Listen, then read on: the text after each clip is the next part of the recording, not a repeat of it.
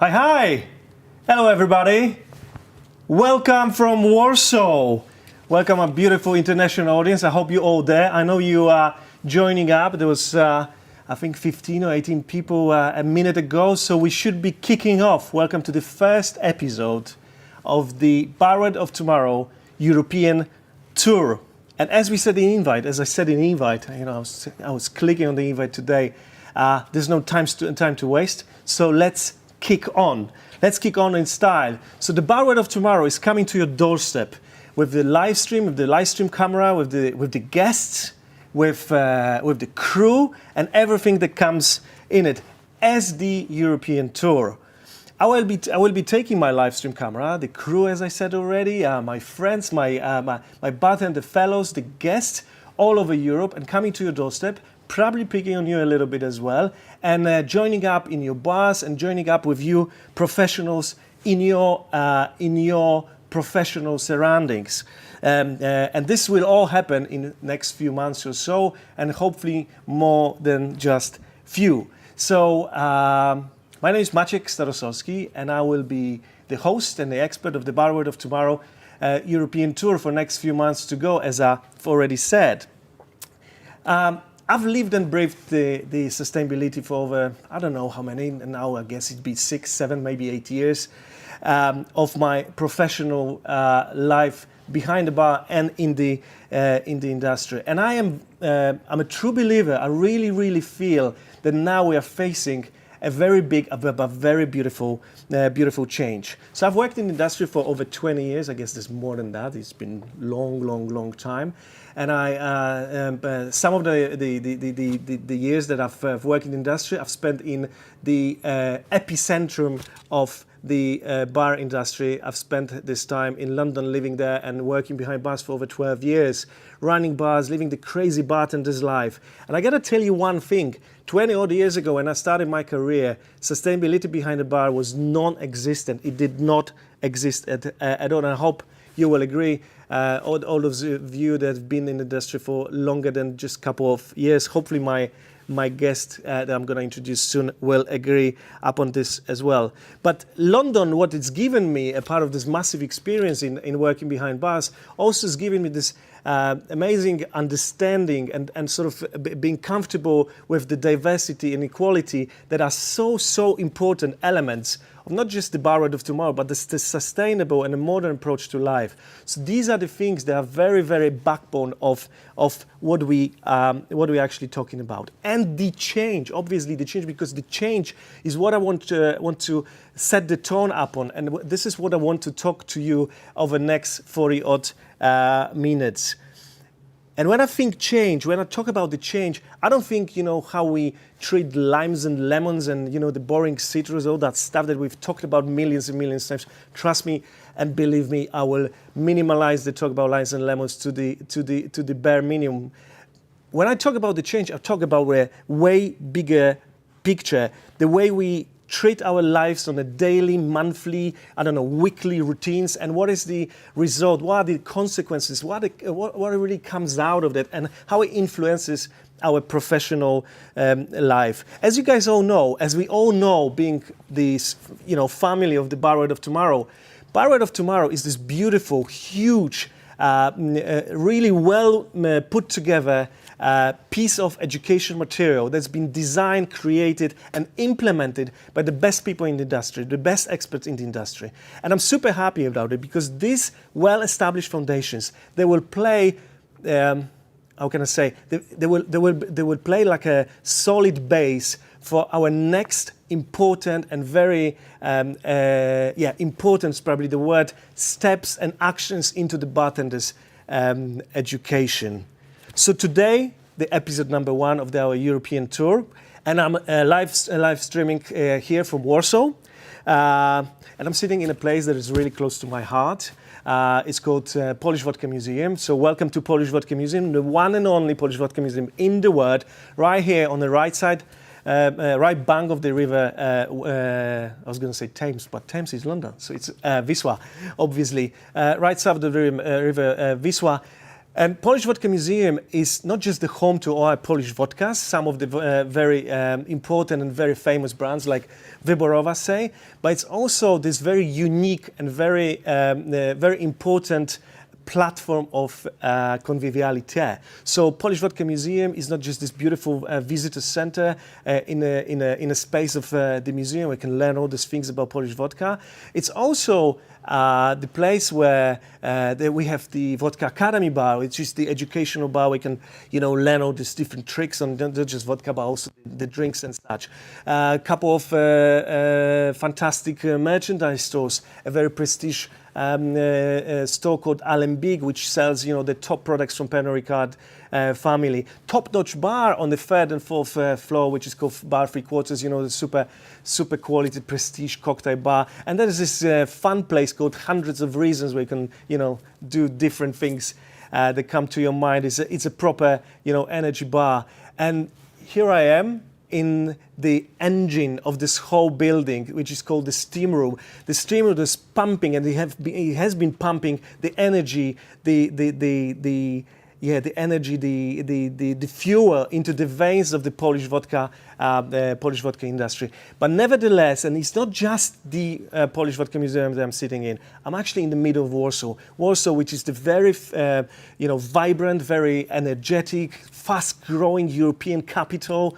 It's so fast-growing that we have Joe Biden actually coming into the town this morning, and there's no drama around on the streets, so we sort of hidden away from this crazy day here in Polish Vodka Museum. But Warsaw has a very vibrant, a very rapidly developing bartenders and cocktail scene as well.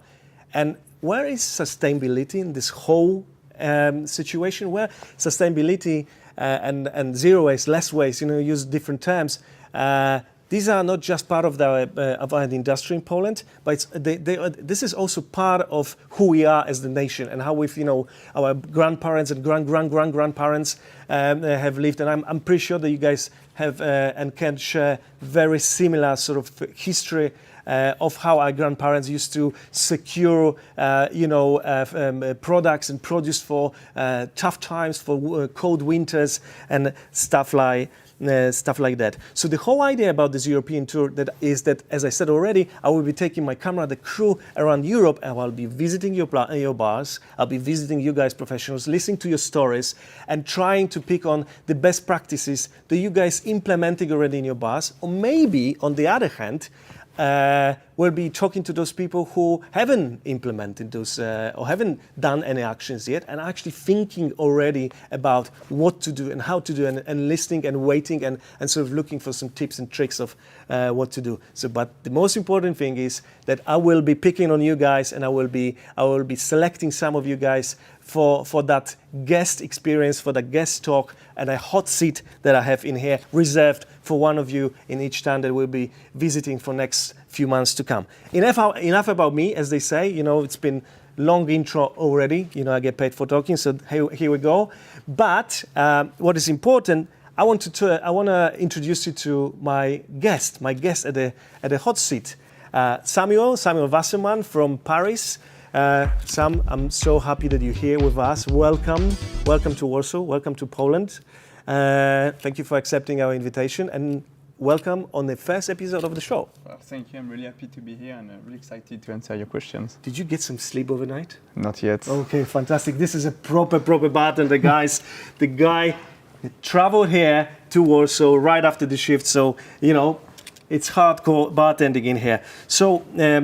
As I said, we're all happy that you're here. We will expand on your experience, and we'll expand on your knowledge, and I will dwell on it. I will dig in to what you have to say. Sam is not just a very experienced bartender, but someone who's really, you're a fan of the Bar of Tomorrow, of the sustainability approach, and you're actually not just a fan, but you also live and practice those different techniques and different approaches to the case. Is it true? Yeah, it's kind of a new way of life. Yeah, I live the sustainability with the bar world, and Bar World of Tomorrow is the best example. Okay, fantastic. So Sam, what I'm going to do now, we'll do a quick intro. It takes me a few minutes, maybe a little bit more. So you just sit down, you relax.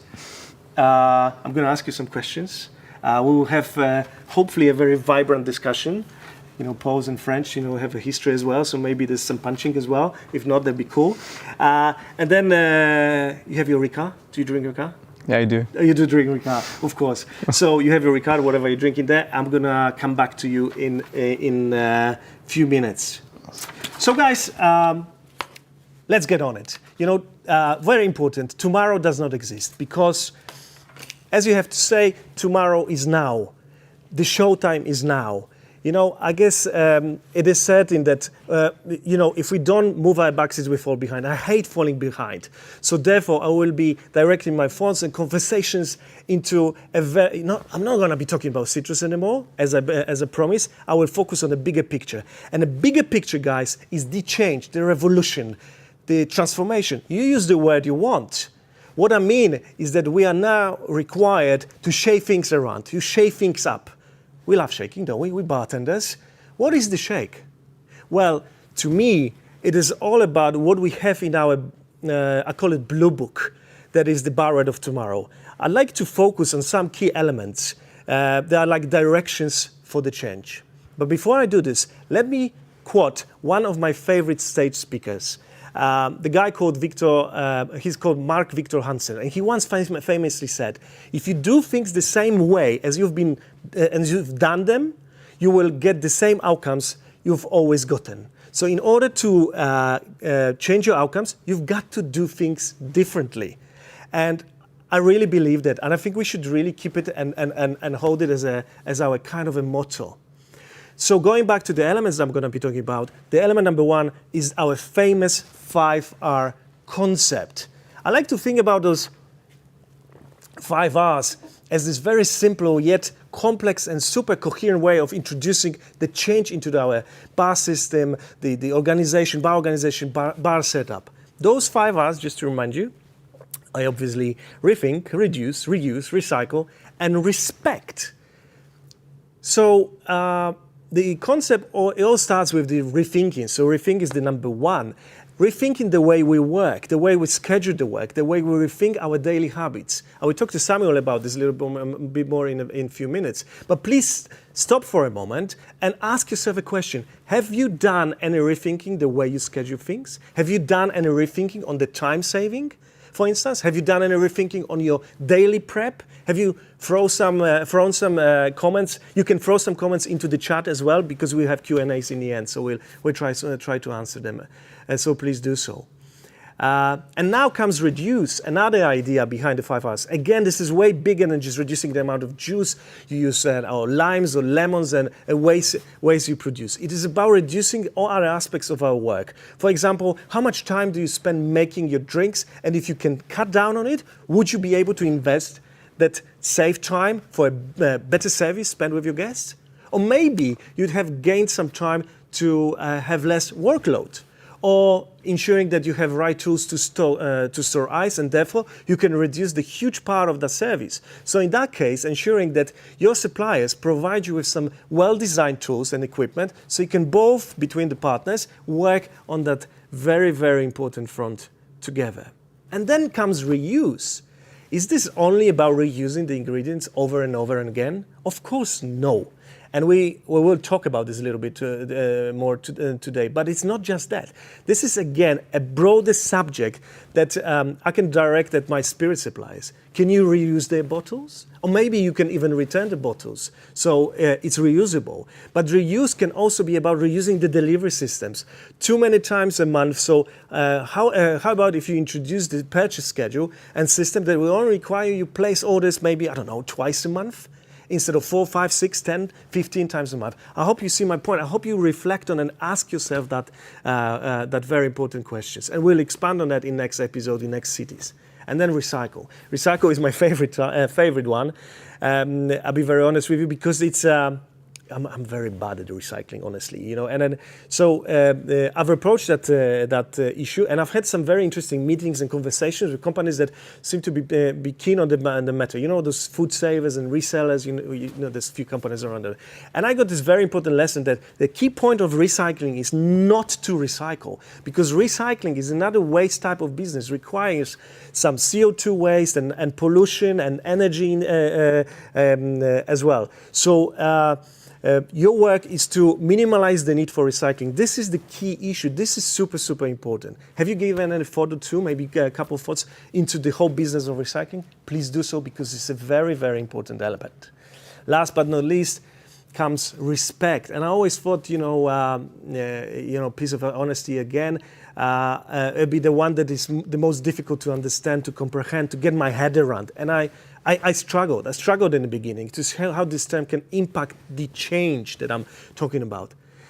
Let me know what you understand and implement this super valid point into your daily schedule, how you understand it. Because I've grown into understanding the respect might be the most important element of the new approach. It is about respecting, meaning consciously analyzing the environment, everything that surrounds us, the resources, the staff members, the guests, the time, the bosses, the managers, the competition, the ingredients, obviously, and maybe the most important, respecting myself. How many times have you played, the hard and strong sort of game and put yourselves out of the priority? Endless, too many times. For sure, me, in my 12-year-long career, I've put myself out of priority, and I've probably made a massive mistake on that. So I'm reflecting on that a lot. So during the episode number 1, I wanted to set the tone of our discussion. I wanted to bring up those key issues that we must and should be part of in terms of the change. And I want you to sit back and reflect on that and maybe ask yourself all those important questions. And I believe that those answers will help you to change things around. Okay? Again, enough about me. So now I'm going to go back to my guest, Samuel from Paris. We've prepped up this morning. So it's not just a free flow that we normally like to go, but we have some important elements to talk about. So, Sam, there's a few things that we want to talk about. There's a few things that I want to ask you about, but because you are the fan of this sustainable approach. So if you, by the way, is it the first time in Warsaw? It's my first time in Warsaw. Okay. I hope I will have a good time with you. Well, tonight we're planning to have some drink more water activities here in Poland. Anyways, so yeah, I'm thinking about drinking more water in the evening in Poland. It's going to be very challenging. So going back to the serious stuff.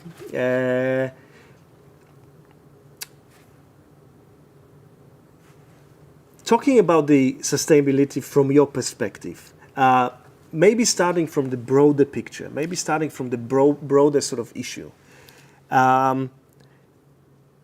Maybe you could sort of give us some your like a general approach and what you think of if being active on that front of that sustainability front, is this something that you find beneficial to your business, and if so, then we will obviously dig in and talk about it a little bit more. Well, I need to be honest with you. When I opened up lipstick 10 years ago, I was really not into sustainability. I had no idea it existed. I would be clear. And okay. I just wanted to democratize the consumption of cocktails. So we opened up a bar. We tried to make cocktail affordable to everyone. And after 2 years, we realized that we were about to be bankrupt. So I was really? Yeah, we had no money. We are wasting so much things. Like we didn't know what to do anymore. And we rethink. We took the time to analyze a bit what we were purchasing, what we could do. And we took slowly the time to work with raw material, think more about seasonality, change few stuff about our suppliers of electricity, many change. And it's not me that realized that I was sustainable. So my accountant, when they told me, like, I think you're my most sustainable customers. I said, I don't think so. I said, yeah, look, you work with seasonality, you buy in bulk, you make sure that you buy what you need and not more. I thought, like, maybe I should keep going on that path because obviously, like, trying to tighten my pants to survive the years. Exactly. It made me a sustainable person. So I found my staff. We took time, and now I think it's beneficial. It's a necessity to be sustainable. So it's our way of life. So now I'm thinking that being sustainable saved your butt, really, saved your business. Yeah, definitely. In a way, because as you say, you were at the verge of the bankruptcy, and you were going crazy. I'm not going to mention the democracy of cocktails kind of screwed you over, but that's a very interesting element of that as well. Okay, so we were talking about this before, and I know because a lot of people told me about the lipstick and the way you perceive the work you do. There is a bead in your bar in lipstick. There is like a lab. This is where the magic happens, and that lab obviously is a different approach to how you set up your business, how you set up your daily and weekly and probably monthly and even, I don't know, periodically routines. So having that place where you call the lab, what has it given to you, and how important that approach is to shifting to the change that we're talking about? Well, having a lab was really a big necessity for me. When I decided to open up a bar, I wanted to become a real bartender. I mean, able to do anything I wanted to. And I think it enlightened my creativity. You can do whatever you want, and you can start working small and grow from that. At the beginning, we were doing juice in it, and after syrup, and we started liquors, fermentation, and from time and time we grow and get better at everything, and we can do nearly anything now. Okay, so the lab, do you think, I'm going to add to this question, do you think you could do the work you're doing now without the lab? Would that be possible? Is it like a heart of your business? Yeah, I think it's the most important thing of my business. I would not keep going in the service if I had to stop create, and I definitely need that part. Because the lab, when we're talking about the change, the lab kind of gives you this opportunity to prepare a lot of stuff prior to service, before the service, behind the closed doors, behind the scenes kind of thing, and then maybe spend a little bit more time or sort of reusing, as we said already, the time into I don't know, relation to the guest, for instance. Yeah, you're right. Well, with a lab, you're able to think bigger. Like we are a cocktail bar. We can analyze. We know what we need, and sometimes like we'd rather to spend more time with the customer. So why not starting batching, for example? You have many books that can talk to you about, and with experience, you know that you need it, and it will save you time. As you say, like when you got more time, you can do something else. So many people will say, yeah, when you batch your cocktails, you lose all the magic. Well, maybe you have more time to create magic. You can do a better wording. You can do a show. You can do whatever you want, actually. The storytelling could be better, no? It could be improved, and the relationship with the guest would be improved. So yeah, I think that shift is very important. You just need to be very aware that you're actually doing this, that you're changing things around, and then you have to replace one thing by another. Funny enough that you're saying, you know, I'm a little freak on the time sort of issue and the time idea, because I believe that, well, it's not, I don't have to, prove it, but time is something that is not just a term, but it's an issue that we cannot, as a humankind, we cannot produce. There's millions of different things that we here on the planet we can produce. Probably land and time are two things that that's impossible to produce. So I get my head around this, not just saving time, but when I save time and I can use that time in different things. So for me, it's like actually creating time. Which I believe it's a beautiful element of the whole being sustainable. So, how about your time management? What do you do with the time, and how you reshuffle things and how you change things around? So you gain more time, and then what would be your practice on that? I actually agree with you. You can't create time, and you talk about time management. It's an inside joke, but I think it's my wife that manages my time, not me. Okay. But definitely, I think you can't create the time, but you can create efficiency. Okay. As we say, you can think about batching. You can think differently, build your drinks to make them quicker, or to make sure like your staff is well trained enough to work as efficient as they should, to have time enough to enjoy their job. So no, you can't create time, but definitely you can build experience. So by, as you're saying, I'm just trying to get my head around it. So by being very good on time management and saving time, you can be more efficient. Would that, in a positive way, affect your business from the even financial point of view? Can you, because I guess this is one of the ways that you can use your time, that you've saved, to sell more. Would it be an idea? Yeah, it's an idea. I will tell you a little story of me. My first job appliance, I say to the person that I was lazy. Officially you said that. Yeah, I say it's a good quality, I'm lazy. I say, what do you mean? It's a good quality, that's your virtue, okay. I told him I will make the thing so efficiently that I will have way enough time to after enjoy myself doing my work. Say, what do you mean? Say, well, I serve my drinks so good, win so much time that your service will be spotless. You're right. It's the same. So if I train enough my staff, if we sync enough before a shift, normally everything goes smoothly and everyone enjoys. So hashtag lazy Sam, is it what we're gonna start using? Lazy Sam hashtag, guys. Remember lazy Sam. You started talking about prepping up because there's another big thing that everyone talks about, but then what does it really mean, and how do you go about it? If you could give us some concrete, some real life examples of how you're prepping out and what it really gives you in terms of your bar operation. Well, we had a nice discussion about it. I talked to you about how we think about doing our prep with data analysis.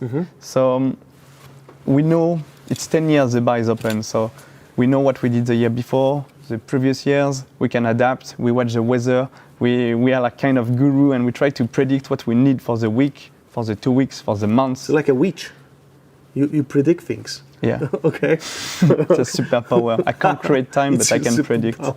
Okay. And then we try to really prepare. Like it depends what we're doing, but some stuff are prepared a week in advance. What we can a long life storage. We have like liquors, vinegars. What we can do like a month in advance, we will. So it's kind of predicting and working also with seasonality into that. When you can analyze your data, you know that I love red fruits. Like strawberries and raspberries and currants and stuff like that. Exactly, raspberry is my favorite, and you can do anything with it. Nice vinegars, nice syrup, like nice jelly and jam. You can do coulis. I thought you like strawberries because you're French, champagne and strawberries, something like that. No? Maybe. But it's really useful to know what you're gonna sell, when you want to sell it, and how you did the past years to adapt your boats. And so I buy what I need, not too much, just enough, and hopefully I can increase every year, make an adjustment where I get mistakes to generate no waste. Would you say that what good comes out of that is that you can actually do your say summer ingredients incorporate them into the winter menus and sort of recreate the summer memories during the winter times? Would it be an idea as well? Yeah, exactly. So all year long you can use what you need when you need it. Like some people say we're in an industry where we need to please everyone. Yeah. If someone asks me a daiquiri, I will make him a daiquiri. But in winter I won't be able to buy any raspberry to do any sort of summery drinks. But if I prep them in advance, 3 months, 4 months in advance, waiting for me to be using them.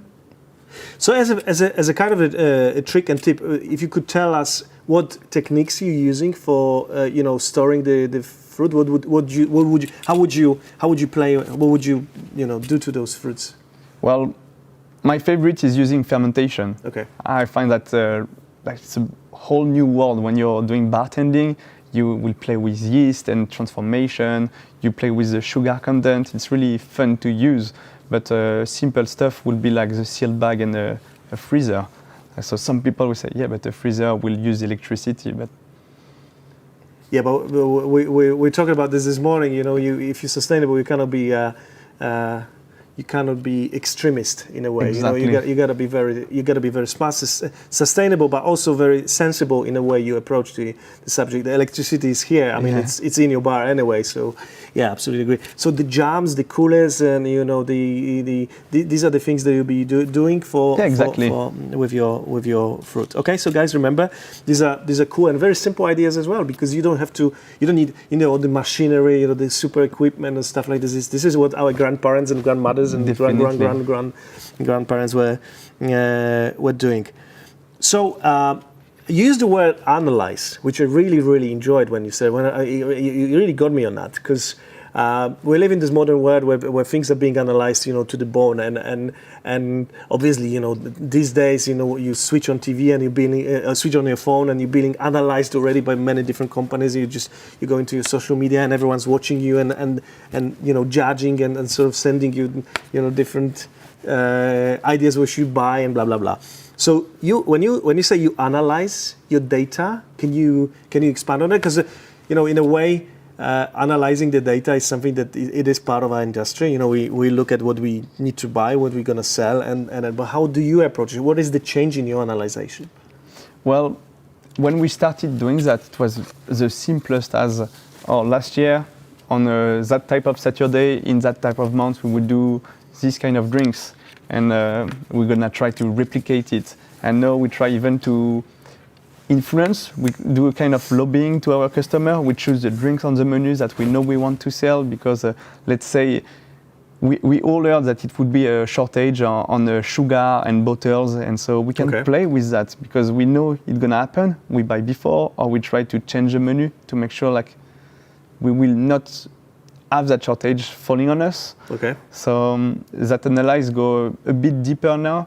So we're gonna really try to influence the consumption through the data we had the years before. Okay. So on that type of month, this is that type of customers that will come. Okay. They would drink that type of drink, but we know that they would have rather this type of drink. So can we modify it? And we try to really balance that situation. But would you say that, because what I get really excited about is that, if you analyze your data very well, that also means that you can actually play around with the amount of ingredients that you have stored, and maybe some of the stuff you haven't sold. So you will go back to your team and say, guys, we have a lot of this stuff. We need to sell it because, I don't know, it's coming out of expiry time and stuff. It would be the idea as well that this is how deep you go into the subject, that you actually influence what people drink. Exactly. Well, it started with a no waste policy. So we started analyzing to make sure, as you said, we won't waste anything. And when you get really good with that, you just switch the balance. Let's say, I'm not gonna no waste. I'm gonna buy to make sure I will provide enough. Okay. And it's where you can start saying this year I'm gonna make them having a watermelon, and you make sure you're gonna transform it as the way you want, when you want it, to make sure you can provide enough. Isn't there less waste or no waste policy a kind of eternal goal that is non-existent? Is something like I could use the swearing word. I'm live on TV with pen and regards, so I shouldn't. But can you really be zero waste? Well, I'm really stingy. So, I'm trying to be as much as possible a no waste person. We always end up having waste. For example, we own a brewery now. All right. And you're not. You can risk an infection. It creates a waste. You can do nothing about it. So I won't be an extremist, but when I have the choice to not generate any waste, I will always take that path. Okay. So, implementing all those different ideas and different techniques and different ways of working, has this actually reduced the amount of waste that you produce? Yeah, definitely. The best way we manage to see that improvement is by doing pop-up, where we come with our materials and we try to scale our waste at the end of the night. So. We host an event with Bar World of Tomorrow lately, where we are doing a seasonal mules, where we had to do everything from scratch. And at the end of the night, we had just the plastic bands of the Absolute bottles, and that's all. Oh, really? Yeah. Okay, so you can go to such extreme if you plan it well, Yep. if you analyze your data well, if you ensure that that you everything, all the setup is in place, that you can just go to the minimum of zero waste nearly. We will try. I don't believe in zero waste. Okay. It doesn't exist. I don't think so. Yeah. But if we can get to nearly zero waste, it's always our way to go. And then I think it's important to say that reducing the waste is not just that you waste less things, but you also save money on the waste pickup, no, on the waste that gets picked up, and you have to pay for the waste these days. I mean, it's fairly obvious. Listen, because we've already been talking a long time. It's very exciting because you have a lot of different ideas to say. I've only got a couple of questions to sort of pick up on, and but the one that is very, very important, we haven't talked about it yet. It's how is the change that you're implementing and you have been implementing over the years? How has it affected the staff, your people, the people that you work with, or they work for you, or work with you? What is the benefit for them, and how is that important for that operation? Because bar without people, it's hard to imagine. No? I was waiting for that question, the famous work-life balance. Oh yeah, America will have that, work-life balance. Yeah. Yeah, I will first talk about the two era. We had the era before COVID, okay, and after COVID, okay, where it's now really hard to find motivation in few of the team members, and you need to think differently. But what we try to make is to, I got 2 kids, 1 wife. For years, I've been working 7 days a week. That's a good setup. 1 wife, 2 kids. Okay, and you? Yeah. Cool. In that order. In that order. Okay. And I work 7 days a week, 100 hours a week. At the beginning. Tunnel vision. Didn't understand. For me, my family had to work with me. They had to understand everything. My wife is working with me, but she chose it. And since COVID, I realized that it's really hard to motivate the team if they don't want. They had 1 year free at home, paid. Yeah. And I realized maybe work is not just the only thing to do. So okay, so how do you go about that? What is the change now? Well, we change the schedules. They can't work more than they have 35-hour contract. Uh-huh. They can't work more than 39, where they used to do 50. What about if they want to? They could come in and say, Sam, I want to work 60 hours a week. So what do you say? They would be allowed maybe to do pop-ups with me, but so where they have a fresh air, out of the business, we would go to a little trip, farm trip, where they would have to work, but differently. Not in a lipstick bar where in the same setup they wouldn't work more than 39 hours. So would you say that this is because you respect the outside of work lives, like the hobbies, the family? Is it the reason? Yeah, I think I put that part of their life aside before, and with having kids, I got many hobbies next to bartending, and I realized why should I be the only one to have a life? So when they're not working, we're not talking, except if they want to do social events, but they have a life around, and they're happy to. Do you have is your staff happier? Are they happy? Are they more satisfied? Do they have more energy to work if they work less hours, but they still have enough, to sustain their lives? Well, I'm happy to believe so. Okay. I can see that they're living still the bartender way of life. For some of them, they're really young, so they party exactly. Way more. So they're probably a bit more tired, but at least they enjoy their life. Yeah. So. Okay. That's very important. So your staff is satisfied. Two more things, and we're gonna wrap up. One very important, which we all talk about the creativity behind the bar. How creative we are, blah blah blah. I think it's a big, overstatement because I believe that bartending is unfortunately very often not very creative style of work because we quite repetitive and we redo things that other people have created already. But would you say that being sustainable and the techniques and the practices that you've implemented, how's it affected the creativity in your team? How you guys? Do you feel that this creativity is boosted?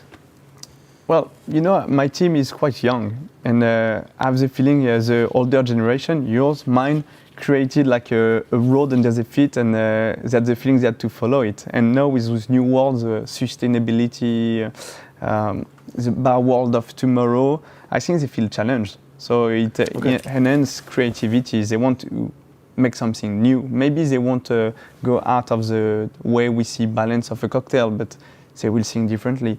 Okay, you say enough with the citrus? Cool, I will find a new solution. You say I need to use more local product? I will find my way. And I think, yes, it developed a lot of curiosity and a new challenge. So. Okay, so it sort of drives them, your team, and it makes it really, really creative. Last but not least, the next steps. What is the future? You know, what the future holds, the future that is actually tomorrow. I know you talked about the analysis and the data analysis. I'm going to touch on something that might be a little bit controversial, but probably in a few years' time we're going to say, oh, it was boring.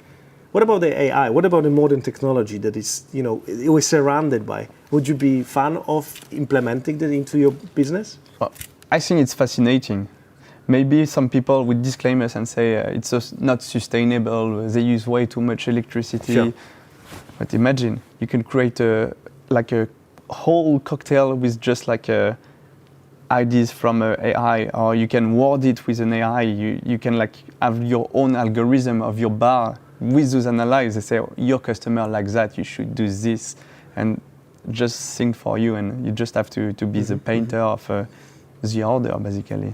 So being sustainable for you, it's today, and you don't know what's going to happen tomorrow, or this is the way you're going to be growing the business? I know we talk about growth and what really growth means to one another, but what does it do to you? Well, I heard someone say that there is no tomorrow, there is today. Yeah, someone said it already today, yes. So, okay. yeah, no, it's an ongoing project, and I'm just waiting to see what's going on now. But it's not just you waiting what's going on, but you're actually influencing that change. No, you do one in the center of the change, and actually making sure that the things are going in the direction that you like. Because I guess it's the growth thing that is very important, and you know how we understand the growth. What really growth is today, because in a sustainable matter and a sustainable life is our approach. Is the growth, the financial growth, is the only growth that we're looking into, or maybe not? What is the growth to you? Yeah, I like this question. Many people tell me, this claim say, sustainable is just a greenwashing. What is the growth? What do you want? Is that you do that to make money? Say, no, the growth for me is really different. I feel proud of what I do. I believe my team is proud of what they're creating. Mm-hmm. So growth, yes, definitely. I succeed to make ecology sound like economy. Yeah. Sure.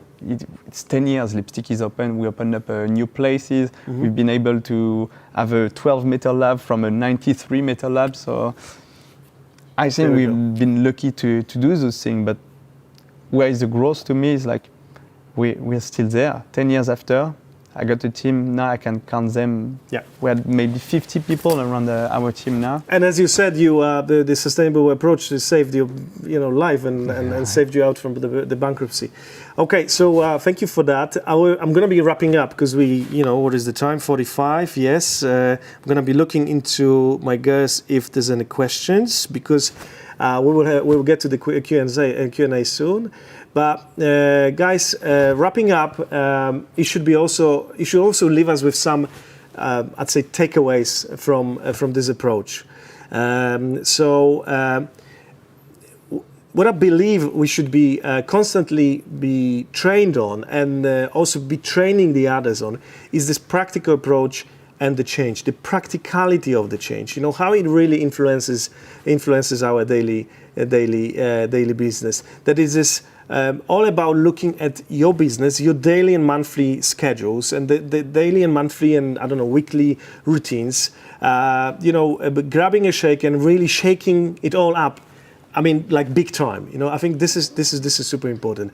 The major takeaways of this meeting is that there's only one way to push things forward: grow better bars, stronger teams, because teams are extremely important, more creative cocktail menus, and have happier guests is through adopting what we call the Bar of Tomorrow practical approach. I think this is crucial. Think, guys, of those 5 R's that I talked about, half an hour ago, the five famous R's, they are like the backbone of the most of the proceedings, the directions that you get, and if you more or less follow it, then you have you call it better and maybe healthier operation. And then last but super important, sustainable approach is and it can be, and I truly believe it is the way of being creative, and the creativity is boosted by that. It sort of triggers the sustainability. Sort of triggers the creativity. So, Sam, I want you to give us maybe a couple of takeaways that you believe there should be. Maybe you want to say something to the audience that you believe that they are important parts of your approach. Well, my approach, what kept me being a bartender for 16 years now, is challenge yourself every day and ask you the same question, why? Oh, why? I like that. Why is the most important question that humankind should ever ask with anything that we do? Because I guess, this is beautiful. Why is the question that sort of prompts us to do better things? Because if we don't know why, we could be stuck in a space. Thank you for that. I have a couple of questions from my girls in Paris, because we internationally set up, guys. It's the bar word of tomorrow. It's the bar word of tomorrow. So the questions. Question for Sam. Do you have... Are you ready? Yeah? Sure? Yeah. Okay. Do you have... It's so funny because the only question is for you. Good. Do you have any top tips for managing the time with pre-batching versus the actual service of the cocktails? That's a good question. Oh yeah, someone good asked that question. Yeah, really, I like this question. Well, I'm not sure how we started managing that point. Well, I will use the hashtag LazySam. First time I read how much ice cube we were wasting by shaking, I say, okay, let's reduce the amount of drink we shake. We start doing that, and I realize at the end of the month we are doing like 15% more cocktails. So I say, wow, let's keep going on that way. And I realized that we had time. Mm-hmm. I was behind the stick, and they asked me like 6 drinks, and they were done in 1 minute. And I was like, okay, what do I do now? Because I need to get a nice value of my work. So I was spending more time talking to my customer, and I realized even the tip increase. I never touch tips. I give them to my staff. Oh, really? Yeah. French francs or euros? Euros, okay. All right. Sorry about that. I want to say that to make me feel good. But no, it's important the balance. Like on the menu, we always have one shaken cocktail because it's nice. People see it. You have nice cuts. Bit of action. I like to. So going back to old days, kind of. Thing, I try to shake with the music. So it's my game. Okay. So I shake with the music, people like it. When you're lazy, you give it to a customer, I would shake for you. So I think summing up the answer would be that you've noticed, you've realized that pre-batching drinks, they have a very solid financial outcome and result. So this is why you've changed. You can target through the waste of water, through the time you win, through the waste of cocktail itself, because normally you don't overpour, you don't miss your shaker. Yeah. I think I'm going to take you on a tour around Europe because you have so many different ideas that we need to talk. But I have another question for you. Oh wow, that's a big one. Are you sitting? Wow, man. I grab water. Thank God we didn't have any vodka before. In Poland we only have water. So, question for Sal.